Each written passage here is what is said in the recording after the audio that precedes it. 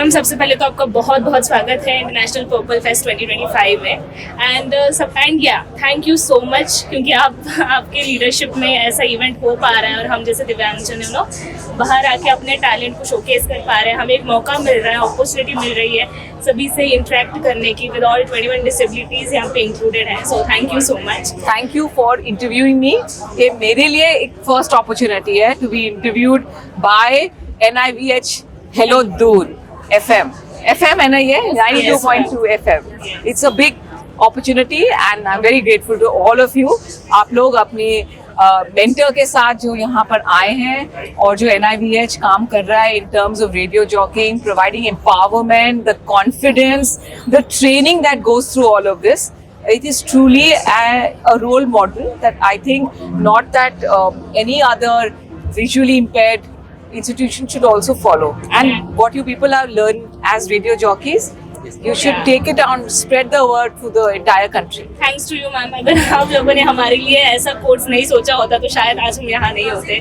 So thank you so much। And ma'am जैसे आज purple fest जैसा इवेंट हो रहा है, so basically इसका मोर ओवर ऑब्जेक्टिव क्या है ऑल ओवर इंडिया में, कैसा मैसेज आप कुछ बताना चाहेंगे हमारे लिए? I think दो important messages मैं देखती हूँ। एक है awareness generation और एक है to create opportunities of accessibility और इनके साथ है इक्वल एक्सेस।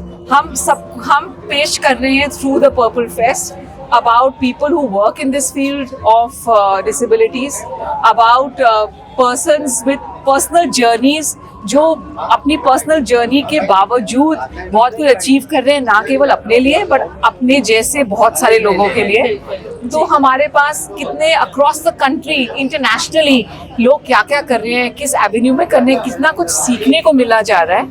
नई नेटवर्क्स बनने की उम्मीदों पर, नए रिश्ते कायम करने पर and to learn and grow with each other. I think वही सबसे बड़ा मैसेज है ऐसे पर्पल फेस्ट का। एंड आज ये गोवा में हो रहा है, कल हम I think we should hope कि हर स्टेट में ऐसा कोई इवेंट हमें देखने को मिलेगा। आई थिंक जैसे हमारी ऑनरेबल प्रेसिडेंट अपने राष्ट्रपति भवन में करती है, आई थिंक हर स्टेट के गवर्नर हाउस में के राजभवन में होना चाहिए, हर NI में होना चाहिए। और हम लोग ऐसी कोशिश करते आ रहे हैं। हमारे पास पर्पल डिस्ट्रिक्ट्स के purple fairs at district level भी हुए हैं, सिटी कैपिटल्स में भी हुए हैं। तो हम चाहेंगे कि इस तरीके की अवेयरनेस जनरेशन, इंटरैक्शन बहुत ज़रूरी है और चलती जाएगी।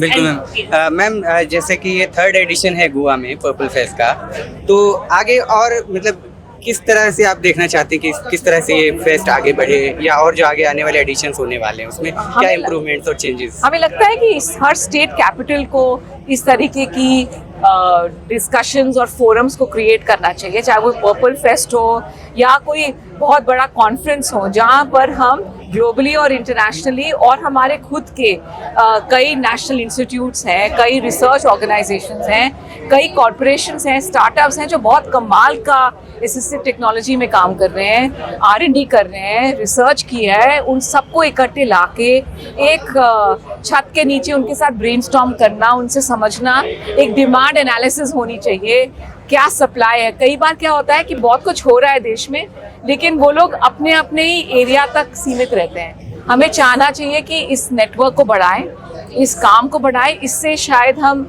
इकोनॉमिकली डिविडेंड भी बढ़ा सकते हैं। We can reach out to bigger agencies and organisations to get funding, to realise the importance of accessibility और डिसेबिलिटी केवल दिव्यांगजन सशक्तिकरण विभाग का कार्य नहीं है, ये पूरे देश का है। अगर हमें विकसित 24-47 भारत चाहिए तो हमें एक्सेसिबल विकसित 2047 भारत चाहिए, और उसके लिए हम सबको एक साथ चलना पड़ेगा। मतलब एक कोशिश गवर्नमेंट ने की है तो एक कोशिश हमें भी करनी चाहिए, और हमारे जो सिटीजन ऑफ इंडिया हैं उन्हें भी कोशिश करनी चाहिए, अवेयरनेस जनरेशन करना चाहिए। And someday of course we will achieve our dream, right? I will strongly hope to live towards that day, or at least dream for that day.